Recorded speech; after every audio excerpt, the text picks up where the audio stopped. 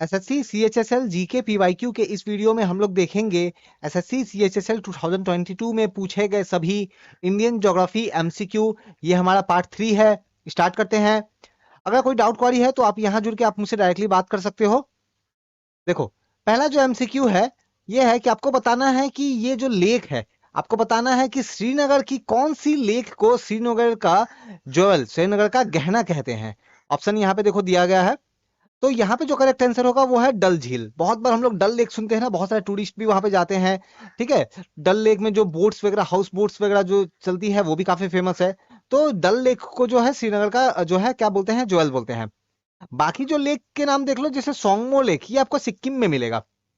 ठीक है, वेम्बनाड ये आपको केरला में मिलेगी। एक लेगून लेक है, एक लेगून लेक है। और यहाँ पे बोट रेस भी होती है, काफी लंबी सी जो है ये एक जो है ये लेगून लेक है। और लोकटक लेक आपको ये मिलेगा मणिपुर में। ये मिलेगा मणिपुर में। बहुत बार मैंने देखा है कि एसएससी सीएचएसएल एग्जाम में पूछते हुए कि बताओ लोकटक लेक कहाँ है, तो मणिपुर में।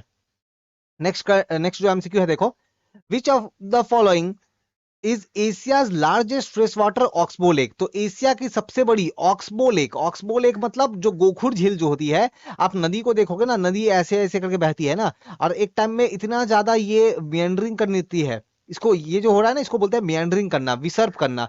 तो इससे बाद में क्या होता है कि ऐसे ऐसे करके नदी आ जाएगी, और यहाँ पे नदी का एक जो है एक छोटा सा पार्ट जो है नदी से कट करके अलग हो जाएगा, और ये बनाएगा लेक। कुछ सी जैसा शेप का है ना गोखुर। ठीक है, ऑक्सबो लेक है। तो ये आपको जो एक ऑक्सबो लेक मिलेगा, एशिया का सबसे बड़ा ऑक्सबो लेक, ये मिलेगा कहाँ पे आपको, तो कन्वर। ये कौन सा, कन्वर जो ऑक्सबो लेक है ये सबसे बड़ा है। बाकी वुलर लेक देखोगे तो ये आपको जो है ये अगेन आपको श्रीनगर के वहां पे मिलेगा। आपको पता होगा कि जो झेलम नदी जो है वही आकर के वुलर में मिलती है, और फिर वहां से और निकलती है आगे जाकर के। तो वुलर तो आपको कश्मीर में मिलेगा। भोजताल, ये आपको भोजताल जो है ये मिलेगा आपको एमपी में। और नक्की जो लेक जो है, ये नक्की लेक आपको मिलेगा, आपको माउंट आबू के पास मिलेगा। माउंट आबू राजस्थान के वहां पे मिलेगा। ठीक है, तो भोजताल और नक्की याद रखना है। ये सभी लेक्स का ना आपको स्टेट या पोजीशन आपको याद रखना है, बहुत बार पूछा जाता है। भोजताल जैसे भोपाल के करीब मिलेगा। Next, which of the following is the largest fresh water lake in India. तो भारत की सबसे फ्रेश वाटर लेक, सबसे बड़ी फ्रेश वाटर लेक कौन सी है, तो वुलर है। ठीक है, वुलर लेक है। बाकी आप देख लो, ये बाड़ा पानी जो है, बाड़ा पानी आपको ये लेक मेघालय में है। ठीक है, शिलोंग से करीब है। भीमताल लेक ये आपको उत्तराखंड में मिलेगा। और लोकटक जो है ये आपको मणिपुर में मिलेगा।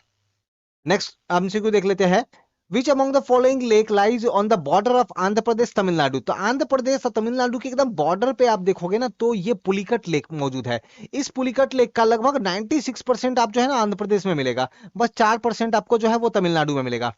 बाकी आप देख लो तो डल जो है ये आपको अगेन कश्मीर में है ना, जेएनके में, कश्मीर में मिलेगा। लोकटक कहाँ है, तो मणिपुर में। और सांभर लेक कहाँ पे है, तो आपको राजस्थान में। ये जो भी लेक का पोजीशन, लेक का स्टेट में बता रहा हूँ ना, बार बार एसएससी एग्जाम में पूछा गया, एसएससी जीके में पूछा गया है। तो तैयारी कर रहे हो एसएससी सीएचएसएल 2023 जीके, तो ये सब बिल्कुल ना करो जो एक्स्ट्रा इन्फॉर्मेशन मैं बता रहा हूँ। नेक्स्ट, नेक्स्ट आपको बताना है विच अमंग द फॉलोइंग जो लेक जो है, ये हैदराबाद और सिकंदराबाद, हैदराबाद और सिकंदराबाद को ना ट्विन सिटी बोलते हैं। तो कौन सा लेक इसको कनेक्ट करता है, तो एकदम हार्ट शेप का जो है ये लेक है। और ये जो लेक कौन सा, ये है हुसैन सागर। कौन सा है, हुसैन सागर। ठीक है, पेरियार तो ये है एक रिवर, ये एक रिवर है केरला में। ठीक है, सलीम अली ये तो एक बहुत ही इंपॉर्टेंट पर्सन थे, बर्ड, बहुत ही बर्ड के क्षेत्र में इन्होंने जो चिड़िया जो होती है, बर्ड जो है, उनके लिए इन्होंने काफी कुछ किया। इनके नाम पे सलीम अली नेशनल पार्क भी है। ठीक है, तो ये सब आपको जो है याद रखना है। Next, which among the following lake is known as the only floating island lake. तो फ्लोटिंग आइलैंड लेक कौन सा है, तो ये जो आप बार बार नाम देख रहे ना, लोकटक कहाँ पे, मणिपुर में। तो ये जो है ना एक फ्लोटिंग आइलैंड लेक है। ठीक है, बाकी आप देखोगे तो पुलिकट मैंने अभी आपको बताया कहाँ पे, तो आंध्र प्रदेश और तमिलनाडु के एकदम बॉर्डर पे है। ज्यादातर पार्ट आंध्र प्रदेश में ही है, 96% पार्ट आंध्र प्रदेश में है। चिल्का जो है ये मिलेगा आपको उड़ीसा के तट पे। उड़ीसा जो स्टेट है, इसके कोस्टल एरिया पे आपको ये जो ये चिल्का लेक जो है ये मिलेगी। और ये कैसा है, एक लगून लेक है, एक लगून लेक। अब कोलेरू लेक आपको मिलेगा आंध्र प्रदेश में। कोलेरू लेक के बारे में एक और क्वेश्चन बहुत बार मैंने देखा है पूछते हुए आपके एसएससी सीएचएसएल जीके में, कि कोलेरू लेक कौन से दो नदी के बीच में है। तो कोलेरू लेक को देखोगे ना आप, तो कृष्णा और कावेरी ये दो नदी के का जो बेसिन वाला जो एरिया जो है, डेल्टा वाला जो एरिया है उसके बीच में है। ठीक है, उसके बीच में है तो कोलेरू लेक। और लेगून लेक क्या होता है समझ में आता होगा आपको, अगर नहीं आता है तो मैं बता दूं। अगर आप तटीय क्षेत्रों को देखते हो, कोस्टल एरियाज को देखते हो तो वहां पे क्या होता है, जो सी है या ओशन है उसका पानी ना क्या होगा, मैं एक डायग्राम के थ्रू समझा रहा हूँ, डायग्राम के थ्रू समझा रहा हूँ, आपको समझ में आ जाएगा। मान लो ये कुछ ऐसा है, हाँ ये मान लो ऐसा कुछ है, तो यहाँ पे मान लो लैंड है, यहाँ पे मान लो क्या है, लैंड है, और यहाँ पे क्या है, सी है, मान लो वाटर है, ठीक है, सी ओशन है। तो ये जो थोड़ा सा भाग देख रहे हो, यहाँ पे पानी एंटर करके रहेगा ना, पानी तो यहाँ पे ओशन वाली एंटर करके रहेगी, तो ये जो लेक जैसा बन रहा है ना, इसी को बोलेंगे लगून लेक। तो लगून लेक में असल में ओशन या सी का ही पानी जो है अंदर आ जाता है थोड़ा सा। Next, the plain from Ambala to Sundarban stretch over the 1800 kilometre but fall in its slope hardly. देखो, हमारा जो नॉर्थ इंडिया का जो प्लेन वाला एरिया है ना, आप अगर हरियाणा के अंबाला के वहां से अगर आप देखो और एकदम वेस्ट बंगाल का सुंदरबन तक अगर आप देखो, तो ये जो जमीन जो देख रहे हैं, जो नॉर्थ इंडिया का जो प्लेन है, ये बहुत ज्यादा ऐसा स्लोप बहुत ज्यादा नहीं है, बहुत ज्यादा ढाल नहीं है, बहुत कम ढाल है, बहुत कम ढाल है, पता भी नहीं चलता है, बहुत कम ढाल है। और ये ढाल कितना है, ये बस जो है वो 300 मीटर के आसपास जो है ये स्लोप है, 300 मीटर के आसपास स्लोप है, ठीक है। तो ऐसा नहीं कि एकदम बहुत ज्यादा ऐसे ऐसा स्लोप है, ऐसा नहीं है। नेक्स्ट एमसीक्यू देखो, आपको बताना है कलिंगा। कलिंगा जो है एंशियंट नेम है, पुराना नेम है कौन से क्षेत्र का, तो जो ओडिशा जो है, ओडिशा का पुराना नेम जो है कोस्टल एरिया का कलिंगा। आप लोगों ने मौर्य डायनेस्टी में अशोका के बारे में भी पढ़ा होगा ना, कि किस तरीके से उसने कलिंगा को विजय किया था, कलिंगा जो है उसको जीता था। नेक्स्ट, आपको बताना है, नेक्स्ट एमसीक्यू है, विच of the following statement regarding the Deccan plateau is not correct. तो डेक्कन प्लेट्यू के बारे में कौन सा स्टेटमेंट करेक्ट नहीं है, ये बताना है। तो Deccan plateau is the higher in the west and slope gently eastward. तो डेक्कन प्लेट्यू को देखोगे ना, तो वेस्ट साइड में ऊंचा है और इस साइड में नीचा है ना, कुछ ऐसे करके स्लोप है। अब बिल्कुल सही बात है, तभी तो जो नदियां जो है, चाहे आप गोदावरी देखो चाहे कृष्णा देखो, वो ऐसे ही फ्लो होती है ना, वेस्ट से ईस्ट में फ्लो होती है। क्यों? क्योंकि जमीन का ढाल वैसा है। Deccan plateau is triangular shape, तो हाँ लगभग ट्रायंगल, हमारा जो साउथ इंडिया का जो पार्ट है वहां पे लगभग ट्रायंगुलर शेप में आपको डेक्कन प्लेट्यू मिलेगा। और the extension of the plateau also visible in the north east. ये डेक्कन प्लेट्यू का ही कुछ भाग जो है हमारे नॉर्थ ईस्ट तक चला जाता है। खास करके अगर मैं बात करूं, तो मेघालय में जो गारो खासी जयंतिया जो हिल्स है, ये एक्चुअल में एक्सटेंशन है हमारे ये डेक्कन प्लेट्यू का, ये जो हमारा प्लेट्यू वाला एरिया है ना इसी का। लेकिन बीच में ये कटा हुआ है, क्यों? क्योंकि बीच में जो गंगा नदी बहती है, उसने इन दो भाग को अलग कर दिया है, नहीं तो नॉर्थ ईस्ट जो है इसका ही पार्ट है। Satpura range flank broad base of in the west. तो देखो, ये जो दक्कन प्लेट्यू है ना, इसके नॉर्थ में आपको मिलेगा सतपुरा, नॉर्थ में। तो यहाँ तो वेस्ट बोल रहा है ना, इसलिए ये गलत हो गया। वेस्ट में तो आपको क्या कौन मिलेगा, वेस्ट में मिलेगा आपको वेस्टर्न घाट। ये दक्कन प्लेट्यू के वेस्ट में मिलेगा वेस्टर्न घाट। नेक्स्ट एमसीक्यू देखते हैं, आपको बताना है कि यहाँ पे देखो, प्लेट्यू पेनिनसुलर प्लेट्यू के बारे में, दक्षिण भारत का जो प्लेट्यू वाला जो एरिया जो है, उसके बारे में कौन सा स्टेटमेंट जो है वो आपको बताना है कि करेक्ट है। Central highland south of Narmada. नहीं, देखो नर्मदा नदी ऐसे करके बहती है और फाइनली अरब सागर में जाकर के, अरबियन सी में जाकर गिरती है। इसके नॉर्थ तरफ में आपको जो है ना, नॉर्थ तरफ में आपको मिलेगा सेंट्रल हाईलैंड, नॉर्थ में मिलेगा बेसिकली, ठीक है। साउथ में तो डेफिनेटली नहीं है, आप रफली नॉर्थ बोल सकते हो इसको, तो साउथ तो डेफिनेटली नहीं है, तो ये गलत हो गया। और दक्कन प्लेट्यू जो है नॉर्थ में है, ठीक है। नहीं, दक्कन प्लेट्यू को देखोगे तो वो साउथ में है, ठीक है। दक्कन प्लेट्यू देखोगे ना तो नर्मदा से साउथ में है, ठीक है।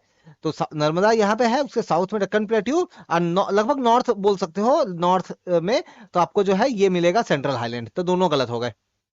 नेक्स्ट, कवच system introduced by railway, Indian railway is an. Recently ये न्यूज में भी बहुत ज्यादा था। जो कवच सिस्टम जो है, ये क्या है कि ट्रेन के एक्सीडेंट्स को बचाने के लिए, तो ट्रेन में जो एक्सीडेंट्स ना हो उसको बचाने करने के लिए ये सिस्टम है। लेकिन रिसेंटली आपको पता होगा ना कि उड़ीसा के वहां पे जो है काफी एक अनफॉर्चुनेट एक इंसिडेंट हुआ था, बहुत ही भयानक एक घटना हुई थी ट्रेन की। तो उस समय ये काफी न्यूज में था। तो कवच सिस्टम क्या है, तो ऑटोमेटिक ट्रेन प्रोटेक्शन सिस्टम है ना। सडनली दो ट्रेन एक आमने सामने आ गए, तो एक दूसरे को ये क्या करेगा, अपने आप ये सिस्टम रोक देगा, ठीक है। तो ट्रेन एक्सीडेंट से बचाने के लिए है ये। Next, how many non major minor port are there in India as of 31 October 2022। आप बोलोगे डेट इतना पुराना क्यों है? डेट पुराना इसलिए है क्योंकि ये हम लोग क्या देख रहे हैं, हम लोग देख रहे हैं एसएससी सीएचएसएल जीके, है ना। एसएससी सीएचएसएल जो जीके पीवाईक्यू हम लोग देख रहे हैं, इसीलिए ये डेट है। लेकिन अगर इसको मैं अपडेट कर दूं थोड़ा सा, मैं अभी 30 जून है, आज 30 जून है, 30 जून 2023, इसमें कर दूं तो इसमें क्या चेंज आएगा मैं बताता हूं। तो यहाँ जो ऑप्शन है इसके हिसाब से सबसे ज्यादा जो पोर्ट है वो है जो पोर्ट जो है नॉन मेजर वो है 200। भारत में जो बंदरगाह है उसको दो भाग में बांट सकते हैं, मेजर पोर्ट और non major port. Major port जो मुख्य बंदरगाह जो है ये टोटल 13 है, और नॉन मेजर पोर्ट जो है, तो मैं गवर्नमेंट का डेटा देख रहा था, तो दिसंबर तक 2022 के दिसंबर तक जो है इसका नंबर 2000 कितना था, 217, 217, 200, ओहो 217। तो नॉन मेजर पोर्ट कितना है, 217 दिसंबर 2022 तक। इसके बाद का कोई डेटा मुझे गवर्नमेंट का नहीं मिला। अगर जैसे डेटा मिलता है तो मैं आपको अपडेट कर दूंगा। और अपडेट रहने के लिए एक रिक्वेस्ट मैं आपसे करूंगा कि मैंने अपना टेलीग्राम का अपना ग्रुप बनाया हुआ है, वहां पे आप आकर के ज्वाइन कर लो, ताकि कुछ कुछ भी इन सब चीजों में अगर अपडेट करना हो, चेंजेस करने हो ना, तो मैं आपको इन्फॉर्म कर दूं, तो आप लोग भी इसके अकॉर्डिंग अपने आप को अपडेट कर लो, चेंज कर लो। Next, Chandigarh international airport has been renamed as. तो चंडीगढ़ इंटरनेशनल एयरपोर्ट को नाम क्या किया गया, तो मनमोहन सिंह नहीं, ऐसा नाम का तो कोई एयरपोर्ट ही नहीं है। हाँ, शहीद भगत सिंह इंटरनेशनल एयरपोर्ट, ठीक है, तो ये नाम किया, कहाँ है, चंडीगढ़ में। तो चंडीगढ़ इंटरनेशनल एयरपोर्ट का नाम किया गया शहीद भगत सिंह इंटरनेशनल एयरपोर्ट। गुरु गोविंद सिंह इंटरनेशनल एयरपोर्ट, हाँ ये भी है, महाराष्ट्र में इस नाम से है। राजगुरु इंटरनेशनल एयरपोर्ट नहीं, इस नाम का तो कुछ नहीं है। Next, which among the following is the largest container port of India as of October 2022। तो अक्टूबर 2022 तक जो लार्जेस्ट कंटेनर पोर्ट जो है हमारे कंट्री में, मैंने बताया ना टोटल 13 मेजर पोर्ट है, तो इसमें से सबसे लार्जेस्ट कंटेनर पोर्ट कौन सा है, तो जवाहरलाल नेहरू पोर्ट। कहां पे है, तो यह है महाराष्ट्र में। ठीक है, महाराष्ट्र में एक और पोर्ट है, मुंबई पोर्ट। पारादीप पोर्ट उड़ीसा में है, याद रखना। तूतीकोरिन पोर्ट तमिलनाडु में है। पोर्ट ब्लेयर ये तो अंडमान निकोबार में है, अंडमान निकोबार, ठीक है। Next, which of the following season in India is known as the transition season. Transition season क्या है कि देखो हमारे कंट्री में लगभग जून के आसपास ना हमारे कंट्री में मॉनसून जो है ना एंटर करती है, मॉनसून है ना, जिससे बारिश होती है। और लगभग लगभग सितंबर के, देखो लगभग सितंबर के एंड तक, ठीक है। देखो अब इसमें ना डेटा में थोड़ा सा इशू है, मैं एक चीज बता रहा हूँ। लगभग लगभग बहुत सारे आप बुक पढ़ोगे ना, तो अब ये लिखा मिलेगा कि अक्टूबर नवंबर तक ना ये लगभग हमारे कंट्री से ये जो मानसून जो विंड है ना ये निकल जाती है, ठीक है। तो सितंबर के एंड या फिर अक्टूबर से जो है ये शुरू हो जाता है। तो मानसून की हवाएं, जो मानसूनी हवाएं है, वो हमारे कंट्री से धीरे धीरे निकलना शुरू हो जाती है। तो इसी टाइम को क्या बोलते हैं हम लोग कि ट्रांजिशन सीजन। तो रिट्रीटिंग मानसून मतलब जब मानसून वापस जा रहा होता है तब, ठीक है। नाउ अब यहां पे एक चीज देखो, the withdrawal of the monsoon begin.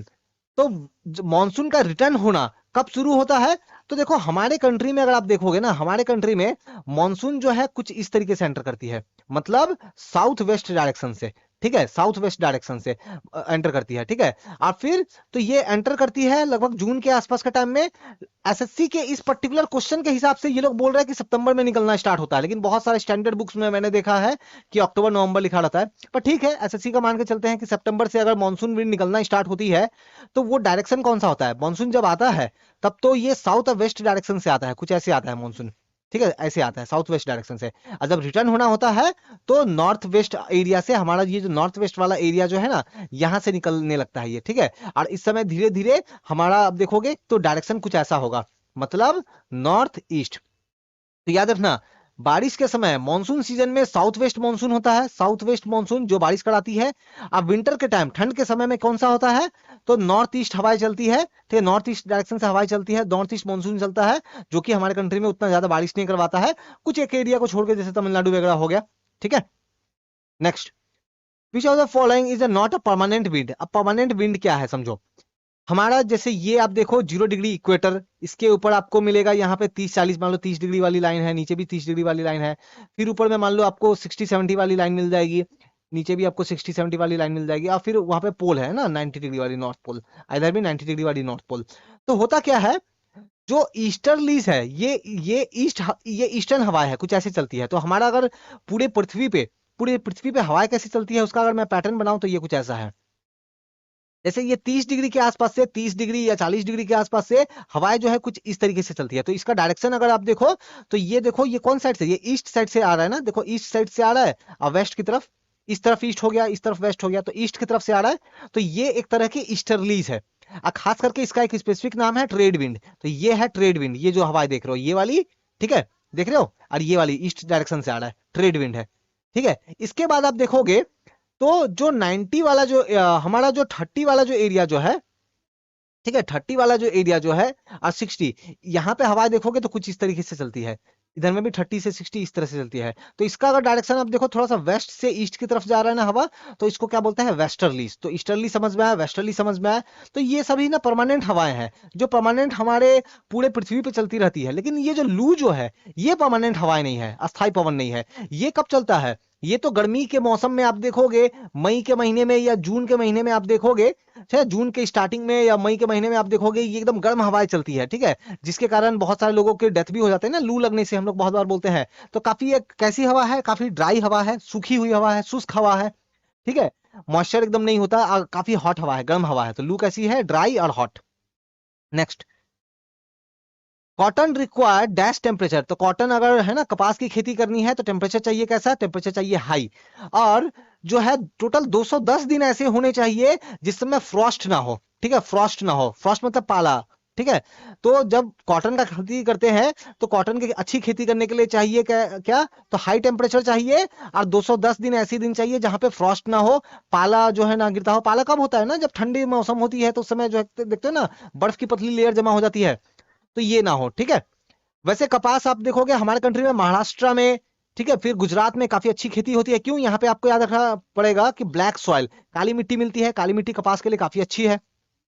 Next, next MCQ हम लोग देखते हैं, which of the following statement is not correct regarding rabi crop. Rabi crop के बारे में देखो, रवि क्रॉप हम लोग ना लगाते हैं कब, जब मानसून सीजन खत्म हो जाता है, मतलब ठंड के शुरुआत में। ठंड के शुरुआत में आप बोल सकते हो लगभग अक्टूबर नवंबर के आसपास में इसको हम लोग लगाते हैं, और गर्मी के स्टार्टिंग में इसको काट लेते हैं, ठीक है। तो आप बोल सकते हो लगभग अप्रैल के आसपास में, मार्च के आसपास में इसको कट कर लेते हैं, ठीक है, किसको, रवि क्रॉप को। तो यहाँ पे देखो क्या बोल रहा है कि these crops are harvested in summer from April to June. हाँ ठीक है, लगभग गर्मी के टाइम काट लेते हैं, सही बात है।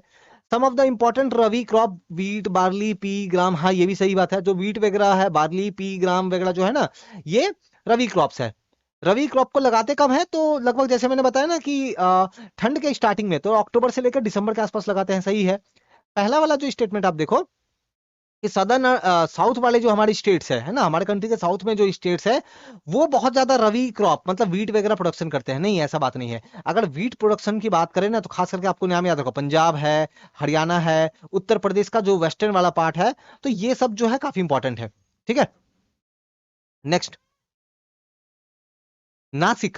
नासिक के बारे में आपको पता होगा, नासिक को हम लोग बुलाते हैं क्या, वाइन कैपिटल, है ना, wine capital of India, wine capital of India. आप देखोगे नासिक में ग्रेप्स, अंगूर की खेती बहुत ज्यादा होती है, और फिर उसी से ना वाइन जो है ना, शराब जो है वो बनाई जाती है, ठीक है ना। नेक्स्ट, तो याद रखना नासिक को भारत की शराब की कैपिटल। अच्छा नेक्स्ट एमसीक्यू देखो, मेज रिक्वायर मॉडरेट टेम्परेचर, रेनफॉल और लॉट्स ऑफ सनशाइन। तो जो मेज जो होता है ना, मक्का की खेती करने के लिए बहुत ज्यादा टेम्परेचर नहीं चाहिए, थोड़ी बहुत बारिश होने से हो जाएगा, और सनशाइन धूप वगैरह चाहिए होती है, तो सही बात है बिल्कुल। और जूट के लिए काफी ज्यादा पानी चाहिए, है ना, जूट के लिए तो काफी ज्यादा पानी चाहिए, एलुवियल सॉइल चाहिए, तो दोनों एक्चुअली में करेक्ट है। जूट के लिए आप देखोगे ना, जैसे खास करके हमारे कंट्री में आप देखोगे तो वेस्ट बंगाल में बहुत ज्यादा जूट की खेती होती है ना, जूट से वो बैग्स वगैरह बनाए जाते हैं, आप लोगों ने जरूर देखा होगा, डेकोरेटिव आइटम्स वगैरह भी बनाए जाते हैं।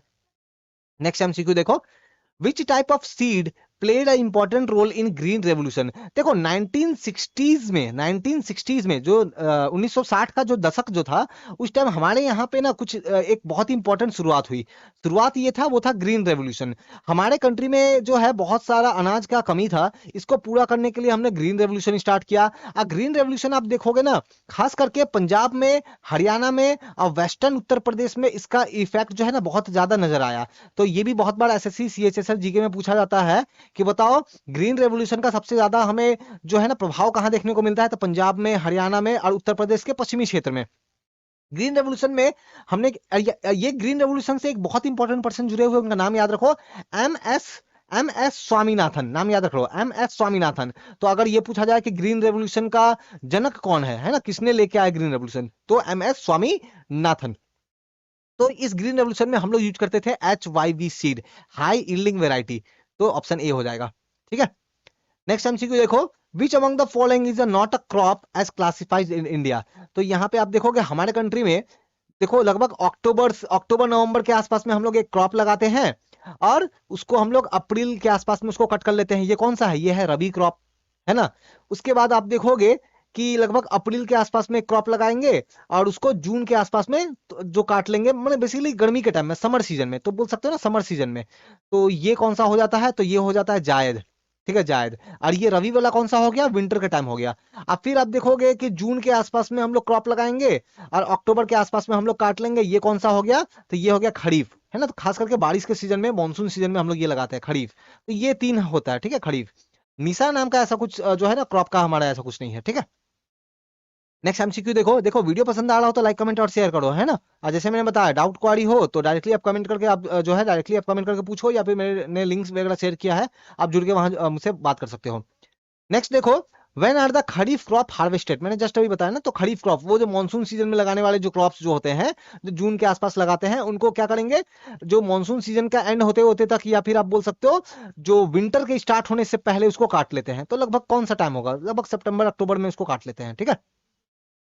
नेक्स्ट एमसीक्यू देखो, 2018 में India was the dash producer of the groundnut in the world. अब ये 2018, आप तो 2023 में अभी हो, इतना पुराना क्वेश्चन क्यों, क्योंकि एसएससी ने ये क्वेश्चन पूछा है। लेकिन मैंने इसको अपडेट किया, मैंने इसको चेक किया कि 2023 में क्या हाल है कंट्री का, तो मैंने देखा कोई चेंज नहीं है, वही है अभी, ठीक है। तो इसको अगर चेंज करके 2023 भी डाल देता है ना आंसर में, कोई चेंज नहीं है। तो इंडिया जो है ना वर्ल्ड में सेकंड लार्जेस्ट प्रोड्यूसर है ग्राउंड नट का, ठीक है, जो मूंगफली जो होता है उसका सेकंड लार्जेस्ट है। एक नंबर पे कौन है, या वो भी याद रखो, एक नंबर पे चाइना है। एक नंबर पे कौन है, तो चाइना है। नेक्स्ट, और हमारे कंट्री में आप देखोगे जैसे गुजरात में बहुत ज्यादा प्रोडक्शन करते हैं हम लोग। नेक्स्ट देखो, who was the first women of Indian origin to go space. तो भारतीय कौन सी पहली भारतीय भारतीय मूल महिला जो स्पेस में गई, तो ये आपको जरूर पता होगा, ये आई थिंक कल्पना चावला, कल्पना चावला, ठीक है। ऑल्दो बाद में भारतीय मूल की थी, इंडियन नहीं, इंडियन मूल, है ना। अगर मैं आपसे पूछूं सबसे पहले भारतीय जो स्पेस में गए, वो तो राकेश शर्मा, आपको याद होगा, है ना। यूएसएसआर वालों ने हेल्प किया था, रशिया, ठीक है। नेक्स्ट देखो, विच of the following statement is correct regarding 2011 population census. तो 2011 में जनगणना हुई थी। देखो जनगणना हर 10 साल में होती है, तो 2011 में हुआ था, फिर कब होना चाहिए था, 2021 में होना चाहिए था, लेकिन कोविड वगैरह के कारण जो है ये थोड़ा डिले हो गया है। तो बहुत चांस है कि 2024 में जो है ये इसका जो है ये हो, ठीक है।